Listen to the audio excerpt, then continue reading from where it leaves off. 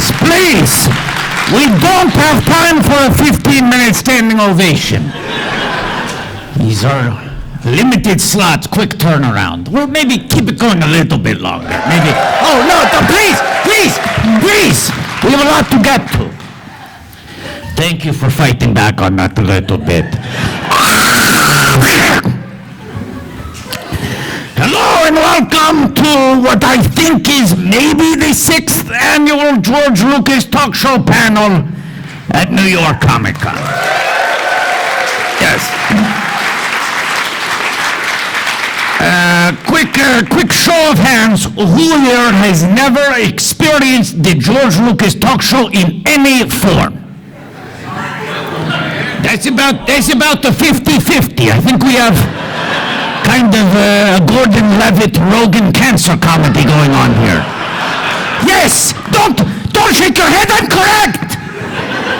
It's what that movie was called. Wait, keep your hands up. Keep your hands up if you said you were a first-timer.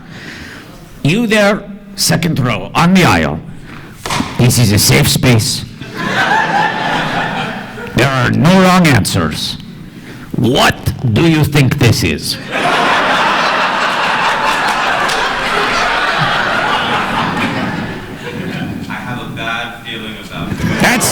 That's correct. That's correct. That's the expectation. That's the temperature we want everyone to enter one of our shows with. Here's the deal. About 10 years ago, a crime was committed in which all the intellectual property connected to Star Wars and the greater Lucasfilm library was stolen. We still have not quite solved who the thief was.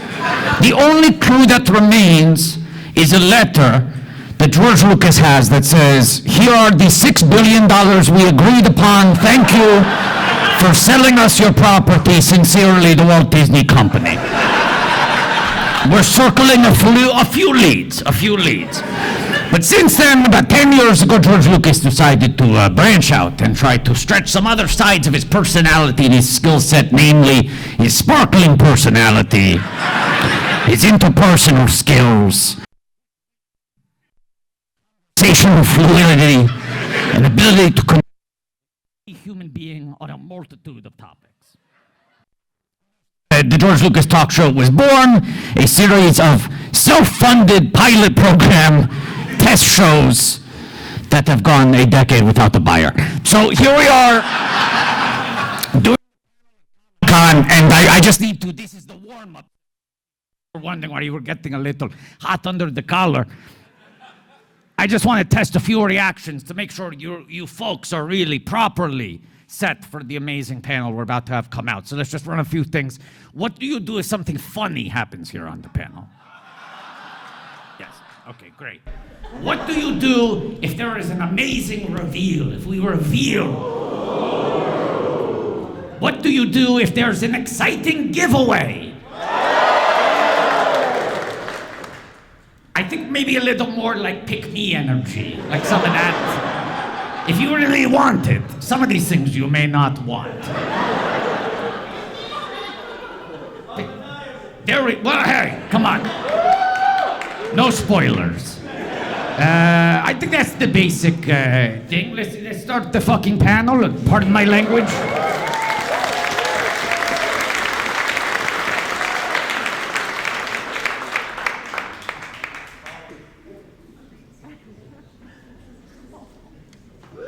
Hold on. I pressed the button I was supposed to press. Yay. Should we just read it to them?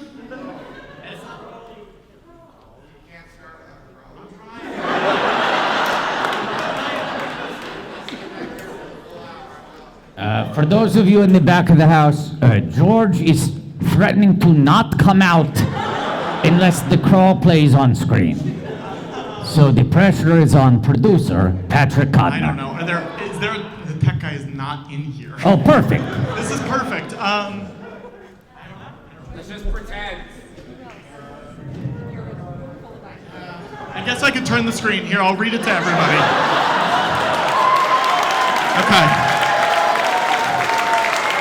says a long time ago in a confusingly laid out convention center nearby, the George Lucas Talk Show!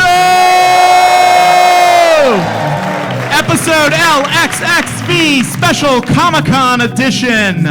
This is going to be fun. The episode's called Pretend It's a Funko.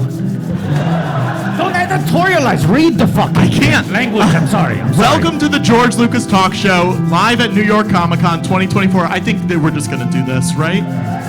Retired filmmaker George Lucas, dead-eyed character actor in an upcoming episode of CBS's Ghosts, Connor Ratliff, and his talk show sidekick, Watto, podcasting sensation, and top Disney chipmunk Griffin Newman are joined, as always, by producer Patrick Cotner, a.k.a. Hollywood Patrick.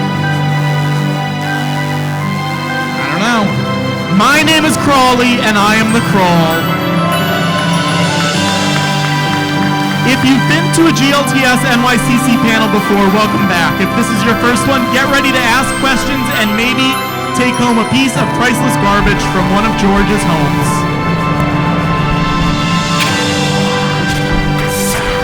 Today's special guests, to be announced in a few minutes.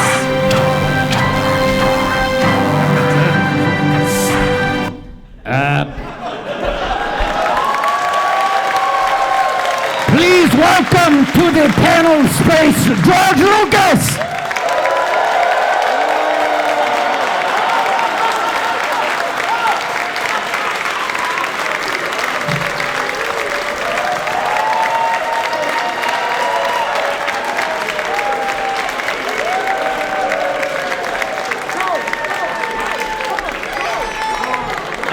While George is doing this, I just want to give proper credit to our friend here on the aisle for correctly having a bad feeling about how this was going to go.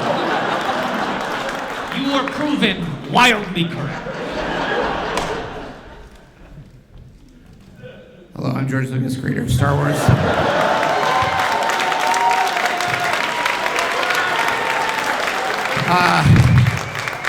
Apparently the tech guy is in another room, not doing tech. I want to apologize.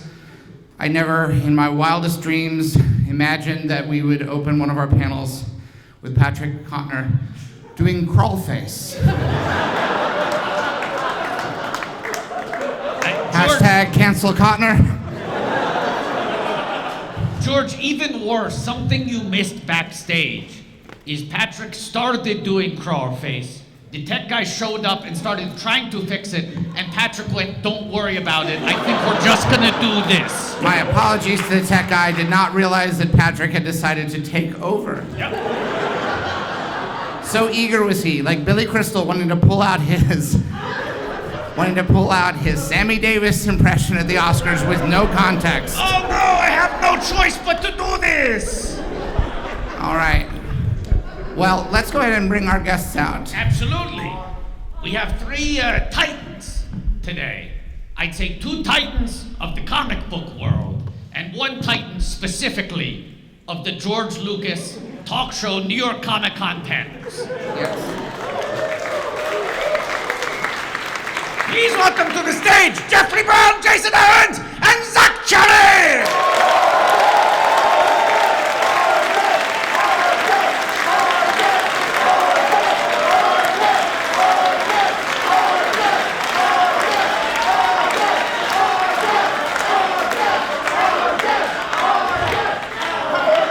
Yes. For those of you who don't know what people are yelling, it's our new tradition that the audience yells, "Our guests." This is proprietary. No other talk show has this. And this started last night. Look how quickly it caught on. Now, there's a second part to this tradition, and part of the tradition is that we do not tell the guests about the tradition, so they cannot game this out in advance. Yes. But the second part of the tradition is that the last guest to sit becomes, by default, the power guest. Now, I'm your closest. It was a photo finish, I have to say. The three gentlemen were very in sync on the sit. I think Cherry was a half second behind. Yes. Thus becoming the power guest!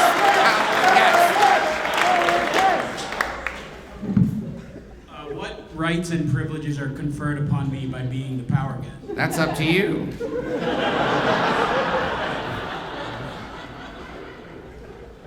We'll find out, I guess, over the course of this panel. Well, I'm glad that... Patrick?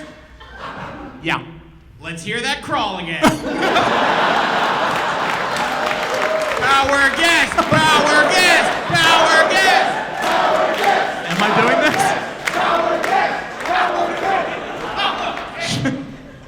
I mean, he said it. What are you waiting for, Patrick?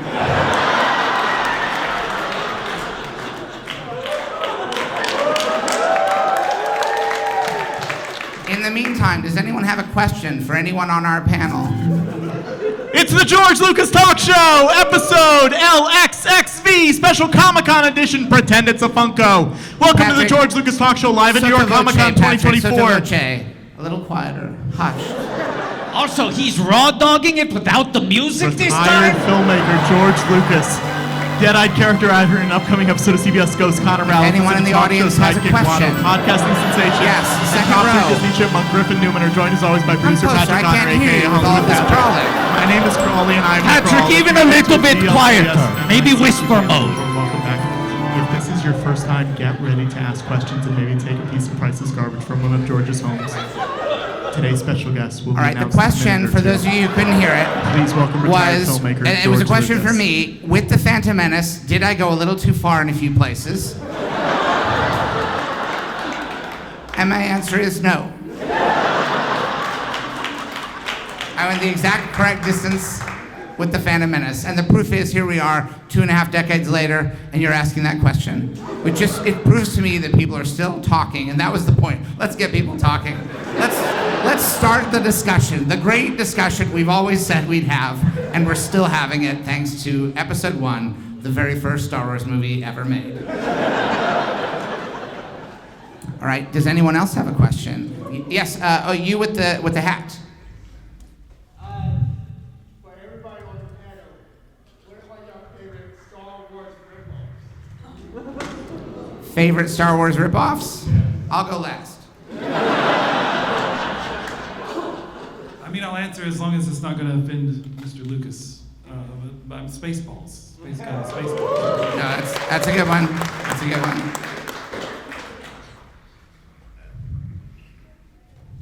Episode 7 through 9. Just kidding. That was for you. Thank you. No, I don't mind. I don't mind. As the power guest, I'm going to defer my answer, and George, you can give 2. All right.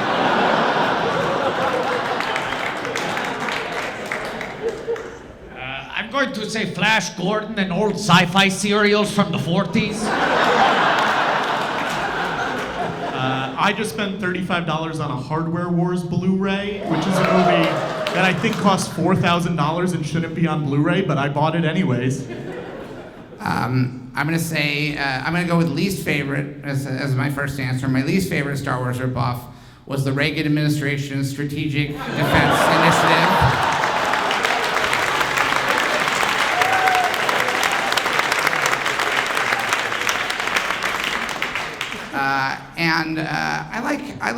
And my other least favorite is I was made aware of. I don't know if there are younger people in the room here, but there have been films made in which the characters become physically affectionate,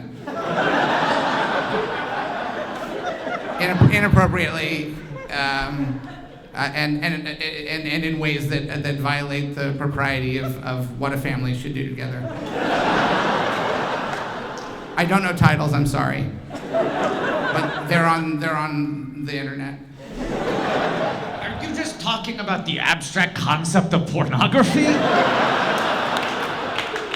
I'm not a prude. I was an executive producer on Body Heat. I took my name off of Larry Kasdan's film. I helped him get it made, but I said, people won't think this is super sexy if my name is on it. So I took my name off of it. So I understand. And I dated Linda Ronstadt, and it's not a Star Wars ripoff, but I'm gonna plug my wife's book that just came out. Melody Hobson, Priceless Facts About Money. From the beginning of time to the coins in your couch. This is a book for children that I want you all please to buy. I'm not joking. You take out your phone right now. I'd be so impressed if everyone took their phone out right now and bought a copy of this book. And then come back next year and I'll sign it. Does that answer your question? Great. Purchased. You have the right to say that if you really purchased the book during the panel. And do you have a question? I'm doing great. How are you? That is how you're gonna, it's a fast track for questions.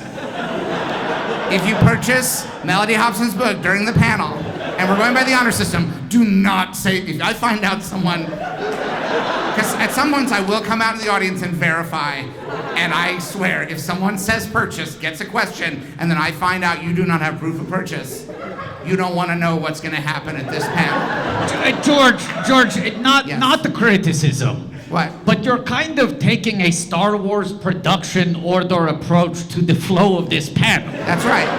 Every other year, you ask the guests a bunch of questions, and at the end there is time for the audience. Well, this is the prequel portion of the panel. Jason, how are you doing? Sorry to steal your question. All right, should I call you George, Mr. Lucas? Call me George. I called you Jason. I feel like, how could I possibly be upset after I took the liberty? Because you're George fucking Lucas. I don't know. Oh, you know my middle name. Did your homework. You brought Star Wars back in comics. I did, yeah. And you covered a period between the 4th and 5th movie. The Splinter of the Mind's Eye era of Star Wars. Yes. Were you frightened to do that? Were you nervous? I mean, you had left Star Wars in really great shape when I came along. So Thank I had you. So much to, It's still in great shape. I don't know why people act like it's not in great shape. It's always in great shape. Star Wars is always in great shape. Yeah, it was a blast. You know, I mean, it was 10 years ago now, right? Like Disney had just bought Star Wars. Sorry to bring that up, but I it's the first- cashed a check, didn't I? Right. It's the first, you know, we were the first kind of new Star Wars thing out of the gate there. That book sold 1 million copies, which was the best-selling comic in like 20-something years. Was there an idea that you had that you were not allowed to do? Yeah, for sure. I wanted to do, I knew I wanted to do Yoda at some point, but it was hard in that time period, right? Because Yoda's sitting on Dagobah, and I wanted to do a story where the stormtroopers, just a random group of stormtroopers crash on Dagobah, and it turns into the Predator with Yoda as the Predator. Slaughtering stormtroopers all through the swamp, and Lucasfilm said no to When that. you say crash, do you mean that their spaceship had an accident, or do you mean they were just like when people crash on people's couches? Could be that. They were Like they're just trying taking to- a break. They were just trying to get away from the war, you know? Yeah, the Star War. Was there anything? That's a great idea. I think you should pitch it again. Tell them George said it's a you go. can give me a, yeah. Thank You should always say that. Just drop my name. Say George said this was okay. Good. I'll try that next time. And just if it works 4 times out of 10, you're doing great. If you say George fucking Lucas told me it was okay, then they'll go, wow, he really knows him. Yeah. And Jeffrey. Now I first became familiar with your sort of autobiographical comics, Yeah. which are Clumsy! unlikely. And those Everyone knows them. That's why they're so. well, because they know that the appropriate response is They're- odd silence. Yeah. It's awkward silence is. Awkward the term. silence. But I never would have dreamed that when I was reading those, I'm like, these are about your life, they're so personal, they're emotional, they're sexual in places. I never would have imagined this guy is going to be the one to really make Star Wars adorable. Yeah. How many have you, like, and you really, you make it about family, which Star Wars is about family, and you make it fun. It's fun. And Yep. to the best of my knowledge, you managed to do this without incurring a lot of anger. How did you do that? Like, I never have seen anyone who's super upset about your Star Wars. Do you get people who are like, this is not how it is? No, they're upset about their own issues, and then they're like. Well, that's project always them true of the onto- people who are mad at Star I know. Wars. Well, There's always a deeper issue that is the real problem. You know that Oh, yeah. perhaps better than any of us. But back in my day, it was just a letter or two gets sent to Starlog. I'd barely need to see it. Yeah, but Starlog was huge. It was huge, but I didn't need to read the letters, you know? But you did. But I did. Yeah. That's- But you don't get a lot of hate, No. even though the things you do about Star Wars are silly. They're sometimes, I wouldn't say disrespectful, but they're irreverent, not irreverent. What's the word I'm looking for? No, not irrelevant. Irreverent. Irascible. You're a little. You can be a little scamp about it. You're silly. You make jokes. Well, I mean, I love Star Wars. Mhm. Grew up loving Star Wars. Yeah. But like you can make jokes about things you love. Yes. And it's like my friends, they love me. Mm-hmm. They make jokes all the time. What's a joke that your friends make about you? I mean, my last name's Brown, so it's a lot of name jokes. Oh, about because Brown is. Brownie pants. Oh, like you pooped yourself. Yeah, my friends were 8 years old when I still had. Right. No, So this is. but that gave me time to. Yeah. No, to my draw friends will Star make Wars. jokes. Yeah. Yeah, I get it. you get it. Patrick, let's hear a light roast about each one of us. Power guest request. Watto, your nose is getting a little gray. The blue seems to be flecking off. It does. Look at it. I Zach. said light roast. Yeah. A light roast. Pressing tape down. Oh, Zach. Yeah. Zach said light roast, not Roy Rogers heat lamp. Zach, why are you wearing that wristband? Oh, Oh, Zach, the blue seems to be flecking off your nose a little bit. Jeffrey, your nose doesn't have enough blue. Jason, you got a perfectly good nose. And George, I'm nervous to make fun of George. George holds more power over me than you do. Watto, More I'm power sorry. than the power guest? Power guest? Oh, I guess you hold the most power right now. George, is there glass in your glasses, George? Yeah. Okay. Wow. That roast ricocheted right off them and hit you.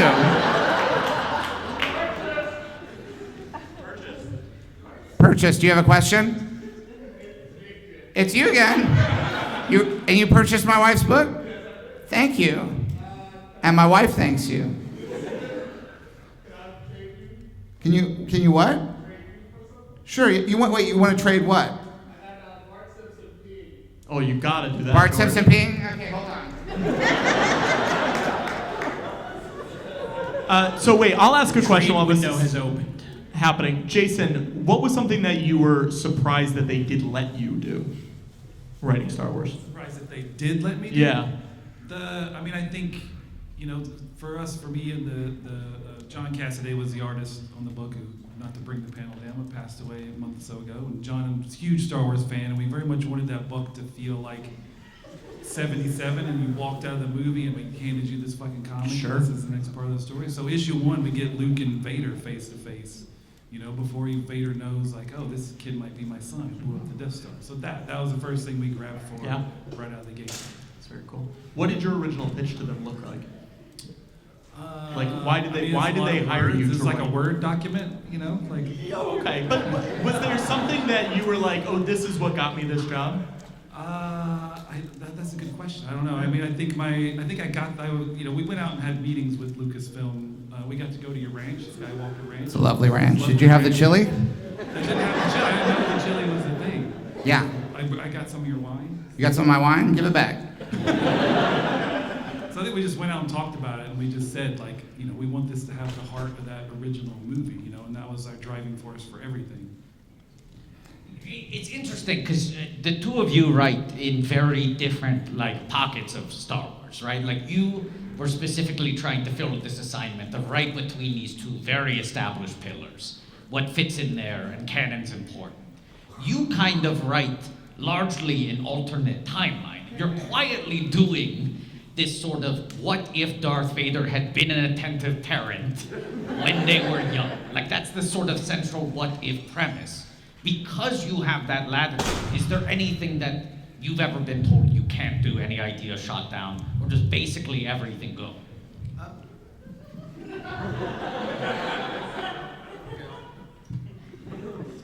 We can do stereo. Use both mics. So,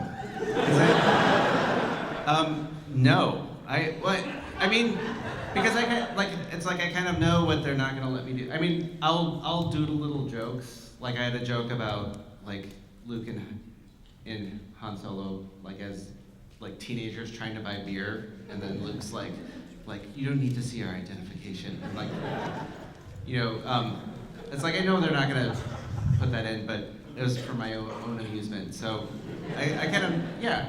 I mean, basically the books are just for my own amusement anyway. But So you'll just make jokes to make yourself laugh.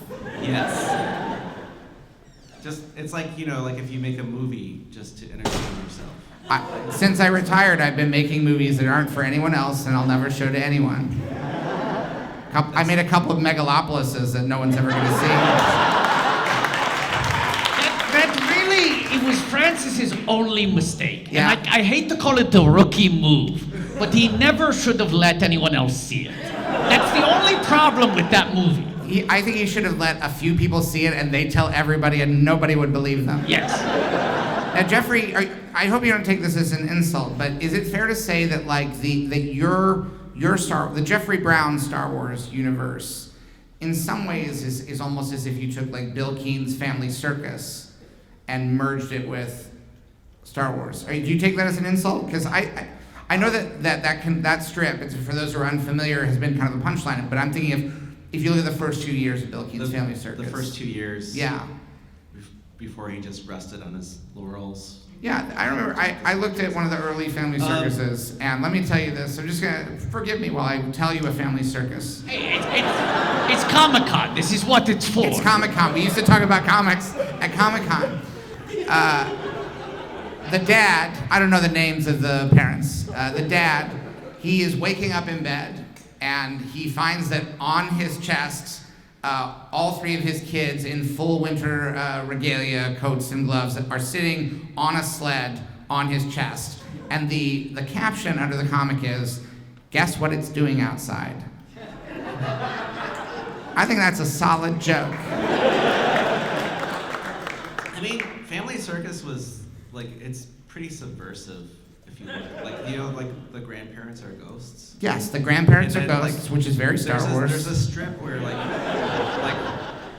Dolly's in the bath. Can you imagine? If in a Family Circus Star Wars, like the grandpa would come back and they'd be Yeah. like, somehow he returned. Yeah. He's always watching us. Yeah. But, yeah, it's like, there's like, creepy, like the grandpa ghost is, like, watching the kids in the bath.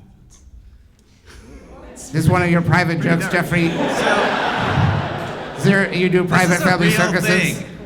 Yeah. What I'm saying is, yes, I'm slightly insulted. Like, You're insulted slightly. Because my comics are pure. Like, they don't. Oh, well, excuse me. I didn't realize they were pure, unlike that hack Bill Keene. I love your comics, Jeffrey. And I think you went from the underground to the mainstream without selling out. What do you think about that? Yeah.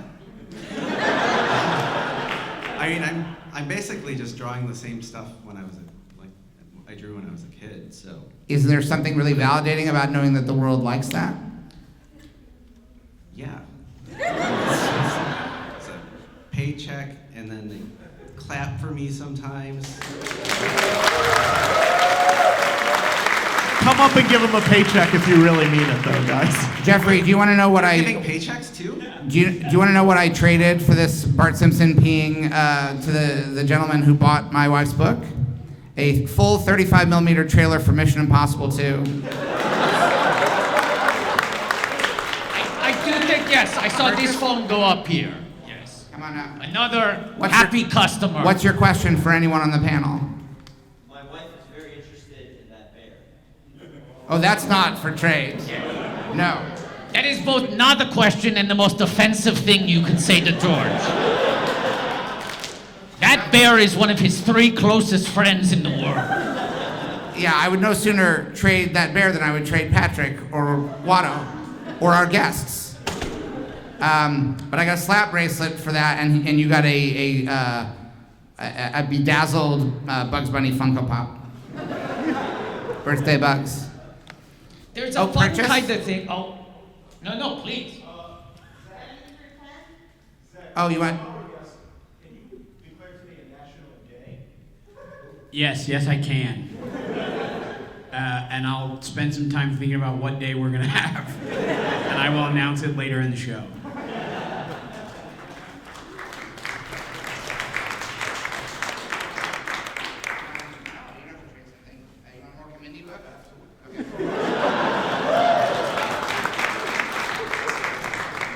You again, but you purchased, so you get a second question.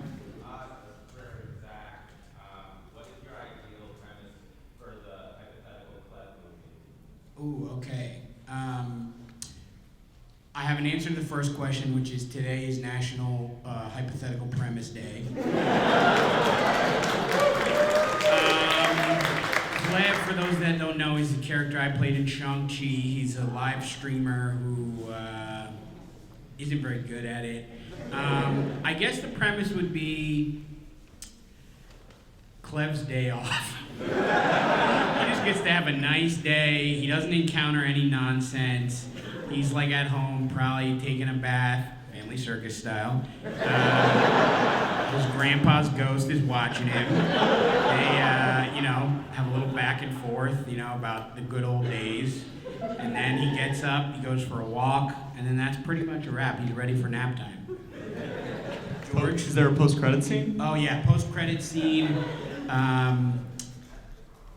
His grandma ghost is watching him take a bath. Second bath in the same day? Yes, 2-bath day. It's a very luxurious time for Clef. I have a thing, and not everyone will want this. It's a little heavy, but this is a project I haven't talked about. I wasn't allowed to talk about this at a certain point. And these are just prototypes. These books were never made. But there was a period in retirement where someone said, George, you want to take a crack at some IP that you did not originate? And I thought, well, sure, I'll try. And so this was when Harper Lee's To Kill a Mockingbird, they came out with the sequel, Ghost Set of Watchmen, and they said, we want to expand the Mockingbird universe. So we had Prom Night at Mockingbird High, Scout's Honor, The Return of the Mockingbird, and Boo Radley, Attorney at Law.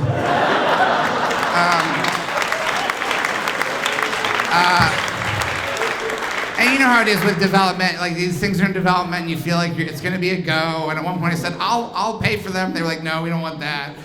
And so these are not, I don't even remember what books are inside these. These are just mock-up covers.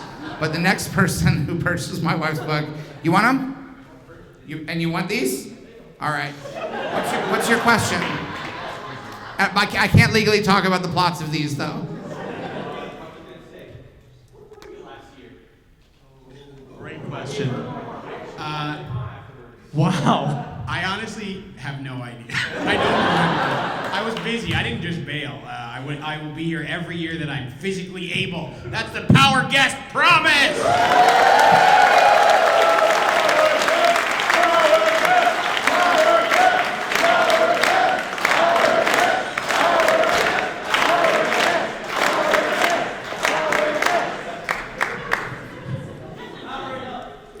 Jason, if you could go back and write more Star Wars comics. And you can. And you can. Even if especially if it's just for your own amusement. And were you part of the 10th anniversary thing that just came out? Yeah, I was gonna say I did just go back and write a Star Wars story. Yeah. But if you were to go to a different time period, is there another set of characters or another time period that you would want to check out? That's a good question. I mean, I'm not as familiar, I guess, as a lot of the stuff other than the films, right? Like, right. I mean, the Dark Horse stuff. For years, they did all those stories in the different timelines. I read some of that stuff. I'm not as familiar. I mostly just love your movies, George. Thanks. So I don't know. I mean, there's certainly characters that I've never written. Like, I mean, even Boba Fett that I wrote a little bit. Boba Fett. I mean, definitely I've been. I mean, no other characters really come to mind. I For sure, there's one or two others if I put my thinking cap on, but nothing's really jumping to You ever think about what's happening in sort of some of the further corners of the universe, like junk shops, etc.? And maybe there's a story there. I don't know who the characters would be. I mean, sure, maybe there's something there. Yeah. Maybe a Sebulba story?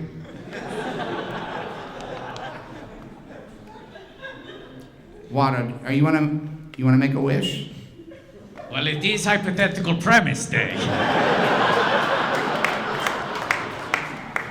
Look, I'd like maybe a little bit of a competitive bake-off situation.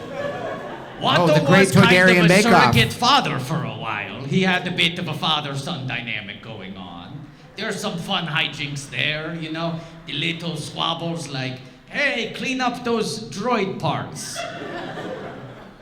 Is it a father-son relationship if it's your slave? Not to get into touchy Great territory question. for your This is the kind of conversation that started 2.5 decades ago with The Phantom Menace. We're still asking these questions. It's the great conversation that we're having. That's, I think, what makes it provocative art. You know, it's kind of an opportunity to do a, like, what is a father? You know?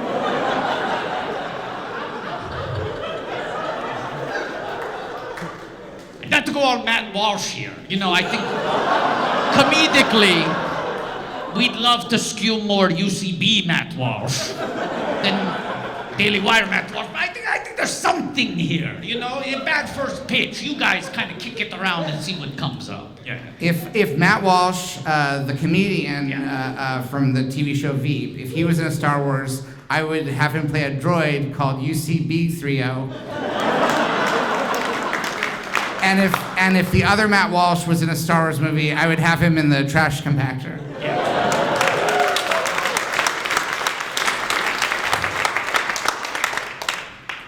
And that's all I have to say about that. I think we had a purchase over here. What's your question, sir?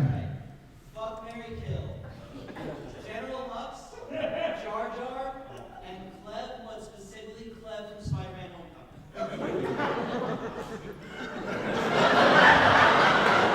Is this for me? All right, so this is the do a flip one, the one who wants you to do a flip. So fuck Clev, marry Jar Jar, and kill General Hux. I mean, I understand your logic, but Hux fucks. We know this. Yes.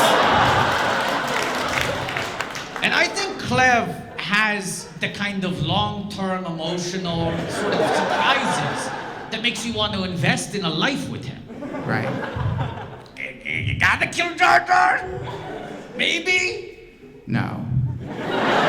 Zach, can you have Clev tell General Hux to do a flip? Is General Hux in the room? I don't know. Can I hear a little General Hux from Patrick?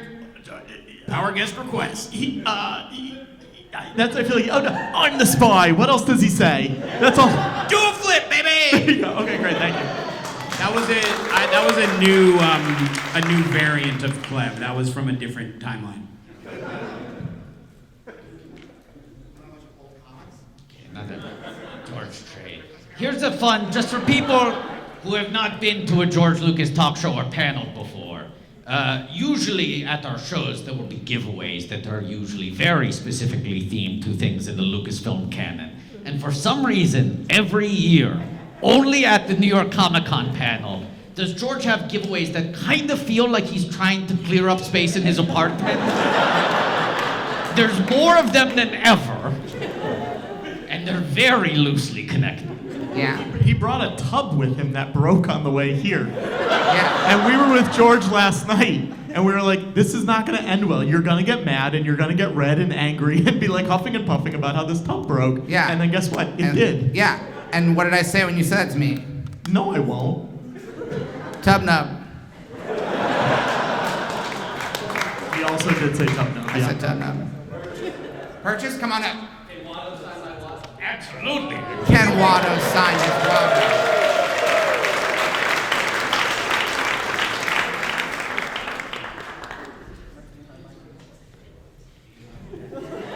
Zach, what's going on with Severance? That show's crazy.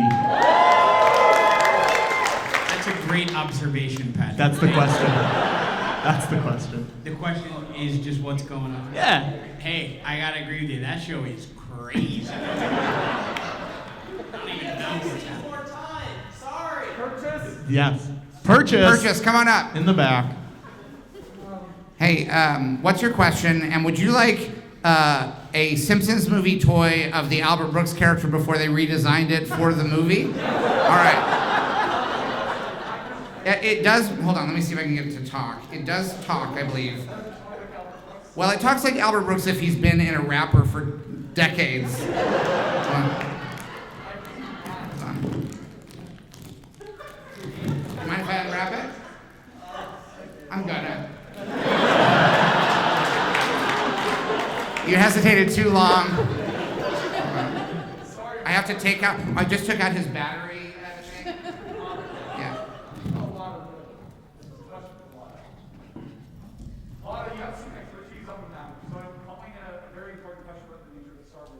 Okay.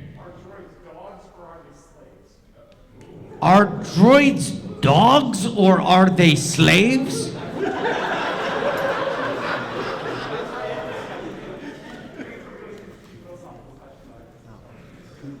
This assumes that dogs can't be slaves. It also assumes that droids can't be dogs. I guess what we're saying is check your privilege. The battery is dead. Yes, they completely changed the character from but those toys had to go into production long before the movie was locked. Yeah, I wish you could, mine talks, I wish you could hear how great it sounds. What did you say to me? That sounds like a threat from the Star Wars universe. I'll crack this open and stick an LR-44 in there. This isn't Andor, okay? Don't. Yeah. I'm still reeling from the philosophical implications of his question. It's a great question. It's the kind of conversation we should be having 2.5 decades after the release of Phantom Menace. Here's my answer. Cats.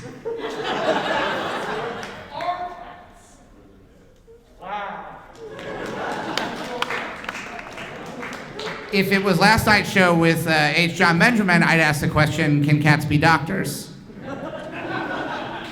That's a Dr. Katz reference for those of you who were around in the 1990s. All right, why do you look so sad, Patrick? I'm not sad. Why do you look so sad? That's a general question for my therapist, I think, George. Do either of or do all three of our guests, do any of you have questions for the audience or for us? It's okay if the answer is no. Are you in the front suggesting a question that they should ask the audience? Okay, George, are you going to allow this? Let's allow this and you all can keep thinking of that. What's your question? You have the undeniable cream from last year. How would you like some talcum and some aftershave conditioner?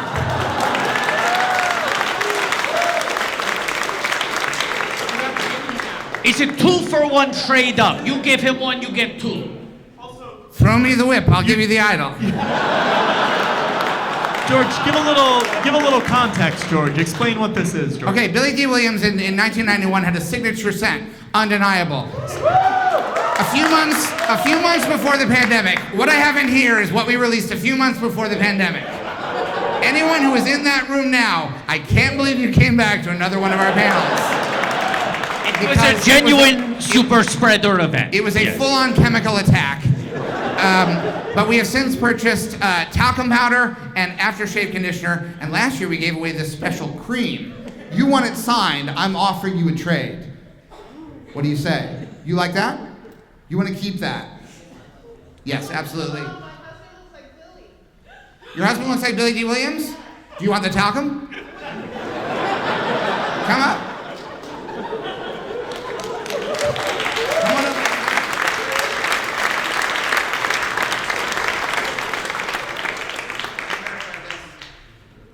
My goodness, yeah.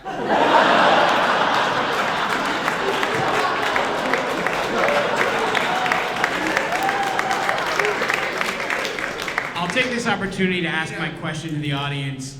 If anyone else has any husbands who look like any Star Wars cast members, please hold up a picture of them and come up to the front and we'll discuss. But to be clear, the resemblance has to be undeniable. You saw the response of George. He just went, yup, absolutely. It can't be like a little squinty kind of, I almost see it from an angle sort of. Yeah, it has to be good. That was a good It has to be one. undeniable. Undeniable. I couldn't deny Don't it. downgrade I it couldn't to deny it good. if I tried. Zach Cherry. Purchase, come on up. I have, and this ties into the conversation about the Phantom Menace, I have some comics from the 1950s. I can't promise you that these comics hold up in this day and age. But I have to get rid of them. I have to. No. Is that a good trade? Do you think Amazon has like a geolocator on where people are buying stuff from? Because they're gonna be so confused. Because it's not a lot of books that are being sold, but it's enough where someone's gonna look into it. Man, children in Hudson Yards are really concerned about saving money. Keep buying this picture book by the minute. Any update on the documentary on Blu-ray? Oh, yeah, there's a documentary about the George Lucas talk show that came out earlier this year. We're working on getting it on Blu-ray. We want a full 2-disc, as much bonus features on there as we can. We also want to have the most commentaries that have ever been done on a movie before. That's the goal. Yeah, we're talking to a few companies. Hopefully by the end of the year we'll have more official news, though. I wish that was a better answer. I'm so sorry. I could just say yes. Like, that would be the way to do it. I'm so glad I got rid of those problematic comics. Did you look at any of them? Like, do you know what's in any of them? I know it's a lot of cowboy stuff. Yeah. Jason and Jeffrey. I'm 80, okay? And I got these comics when I was a boy. Do you remember the first comics you read? Yeah, I mean, I've still got them. Like, I've got a spinner rack, like, 5 feet from my desk, covered with all the, shitty old books I've read 1,000 times. I pulled off the spinner rack when I was a kid. So mine were all DC stuff. Superman, Batman, World's Finest.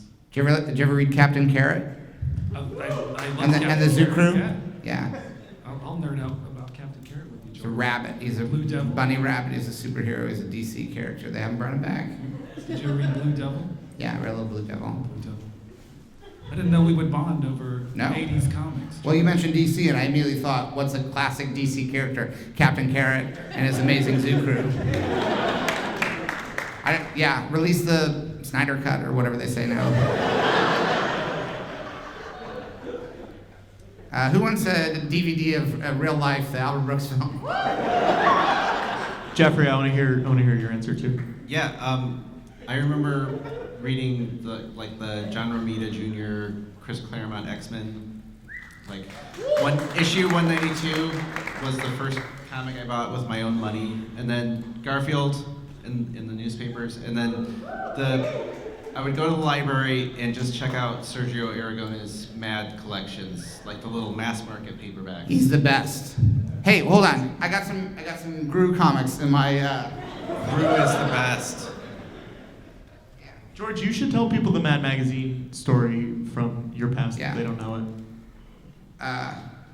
Here's a bunch of Gru the Wanderer comics that I had doubles of. Sergio, everyone clap for Gru the Wanderer. A Marvel title.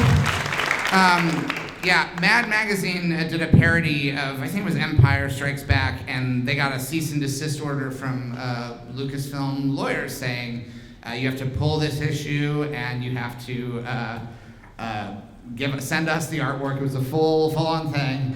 And then Mad Magazine sent back a copy of a letter that I had already sent to them, praising how great Mort Drucker's art was and saying it belonged in a museum next to Da Vinci and Van Gogh, and asking if I could buy the artwork. And so my lawyers didn't write back again to them.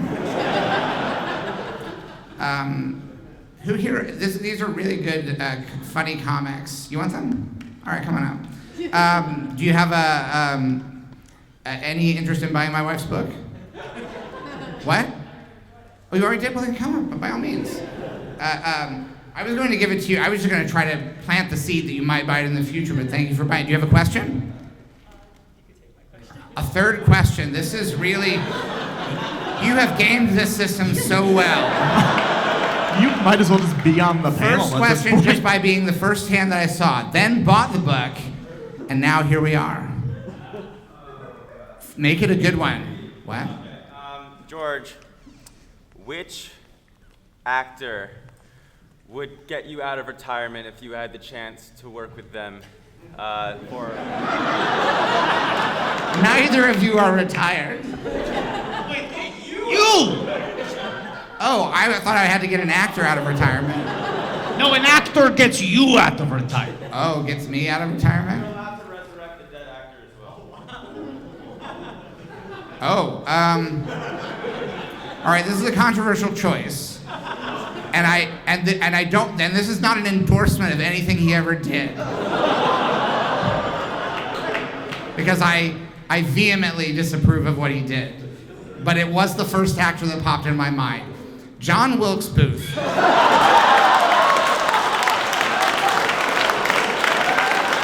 bad guy, okay? But my buddy Steve, this is the thing, my buddy Steve made the Lincoln movie with Daniel Day. And I feel like I would have Steve direct it, and I'm like, let's make a trilogy out of this. We can get Daniel Day, who's now back making movies, to make Lincoln 2. And you'd want John Wilkes to play himself? Well, yeah, I mean, we have an armor on the set, we make sure it's a cold gun.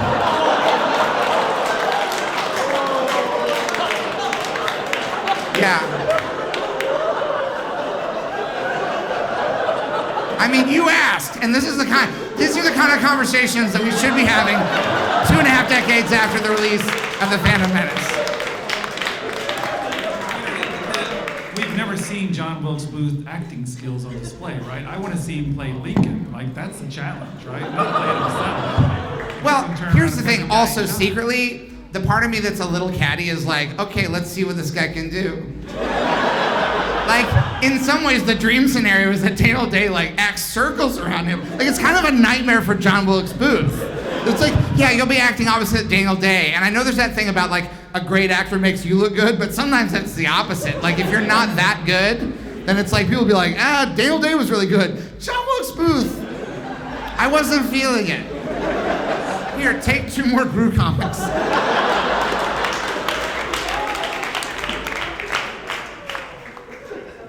What was happening? Oh, everything's going to fall? You know, it's really lucky that the undeniable fell this way instead of that way. Because I think it would have broken, and I think, how much longer do we have in the panel anyway? Like 6 or 7 minutes. Really? Yeah. Plenty of time. All right, what's next? Purchased? Come on up. What's your question?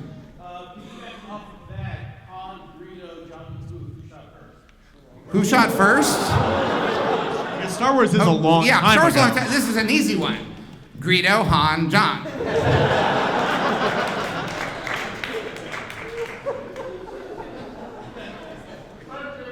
What are you giving him, George? It's a DVD. DVD of Being There, the Hal Ashby film with Peter Sellers. Oh, hey, do you want these? I don't know why I have these. These are just postcards promoting Moulin Rouge starring Suzanne Summers at the Las Vegas Hilton.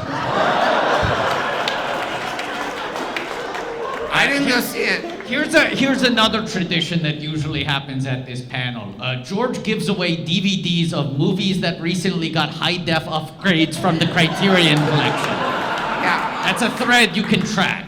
Yeah. Oh, wow. Please. Also, George, do you already bought a copy of the book? Did you buy a second copy? You're a lunatic. This guy bought a second copy, George. What are you going to do with 2 copies? Okay. All right. Patrick, are you discouraging people from buying multiples of my wife's book? Watto, take his mic. I've heard that the more you read this book, the more money you save. So it's actually a financially prudent decision to keep buying copies. Okay, what, George? Okay, there's an intense negotiation happening here. You want to know? Oh, second question. Third question? Records for something that Zach has. You can have a used KN95 mask. That's got DNA on it. Friends of firefighters. Let me see if I have something less useful to me. Also, while you're at it, how about Jar Jar Binks' wristwatch?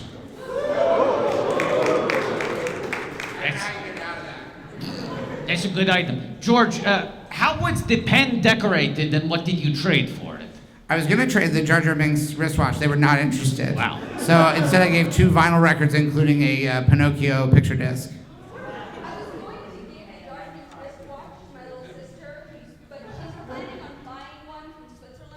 Yeah, let's not disrupt that plan. I don't want. It sounds like it actually might be. If she's already figured out how to way to get one from Europe, that this might actually complicate things. I think you're better off with the records. And the pen is, it says Star Wars in the classic Star Wars font, and then it has some adornment at the top. It's lovely. Sorry, purchase is going before questions. Yes, purchase? I did earlier, but my question was different. We do have a system where you can buy multiples. We gotta go back We'll here. get to you. Purchase first. What is the bear? What is the bear? What is the bear? On your stand? Oh, I was gonna say it's the funniest comedy on television. But you're asking about Butterbear. Okay, well, in the 1980s, Michael Eisner was the head of the Disney Corporation, and he said we should make new characters, not just rely on legacy characters. So he created the gummy bears bouncing here and there and everywhere, and he also created the Wuzzles. And this is Butterbear, a combination of a bear and a butterfly, and this is a Butterbear AM radio. So let's hear what Butterbear has to say.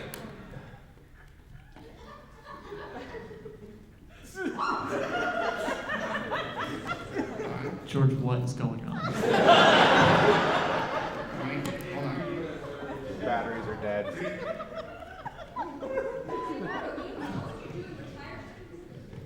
What would or what have I been doing in retirement?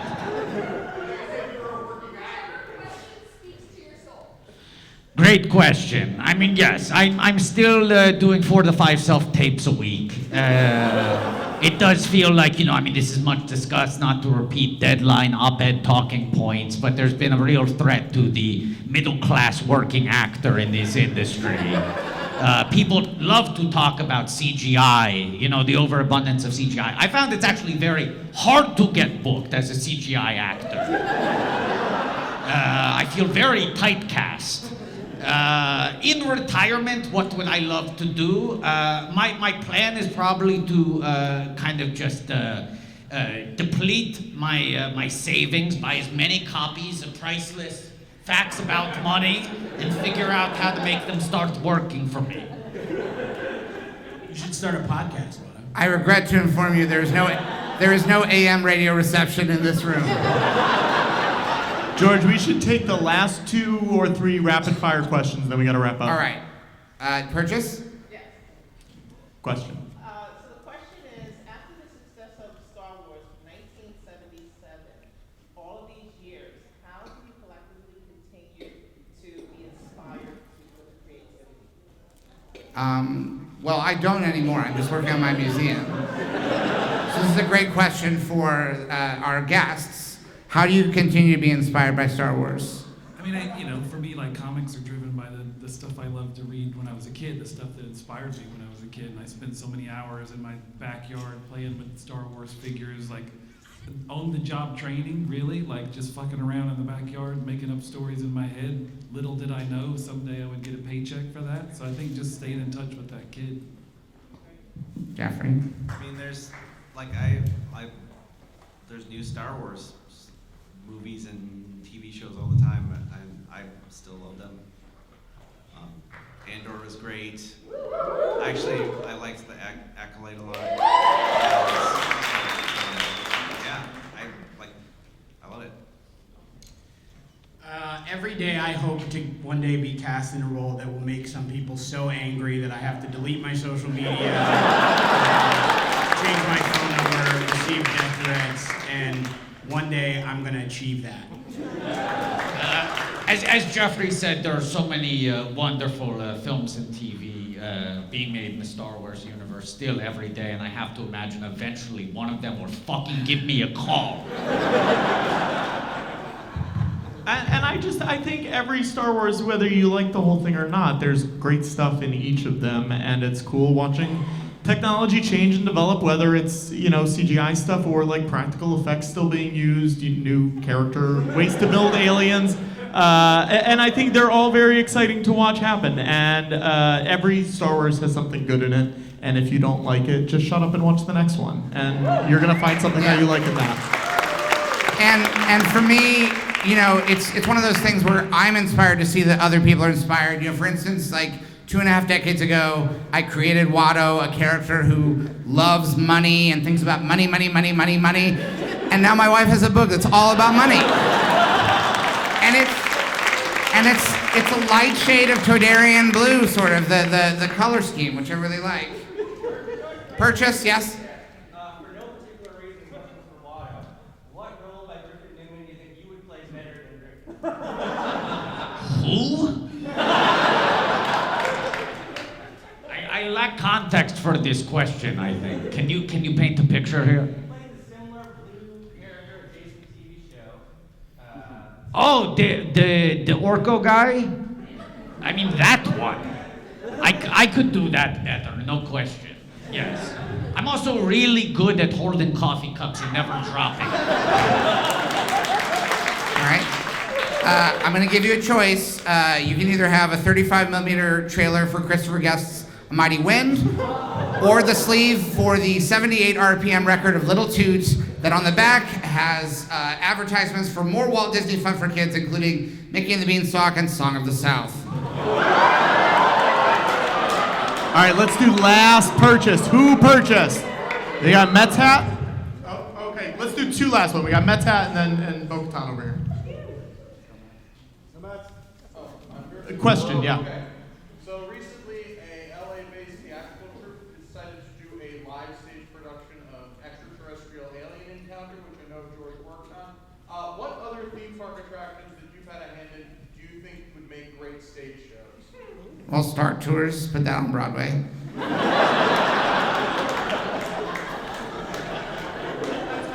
Writes itself. Tours rhymes with a lot of things. Boors. They're behaving like horrible boors while they go on these horrid Star Tours. These films, they are made by our tours, and here we are writing Star Tours, etc. I'm not a songwriter. And last question over here. Yes, last question. Come up and... Again, you can either have a VHS copy of Raiders of the Lost Ark or a sleeve without record of Little Toots, the Disney cartoon. On the back, I will warn you, there is an inappropriate ad for Disney's Song of the South. All right, no one wants to travel in the past. Well, looks like we found someone who's taken that Song of the South ad right here. What's your question?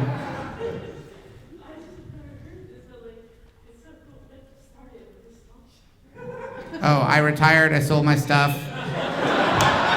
Sitting around the house, feeling sorry for myself, and my wife said, "Why don't you do a talk show?" And I said, "Okay." Yeah. Would you like a vintage comic book called War? It's kind of like Star Wars, but without being in space. It's just people killing other people. Or this sleeve without record for Disney's. All right.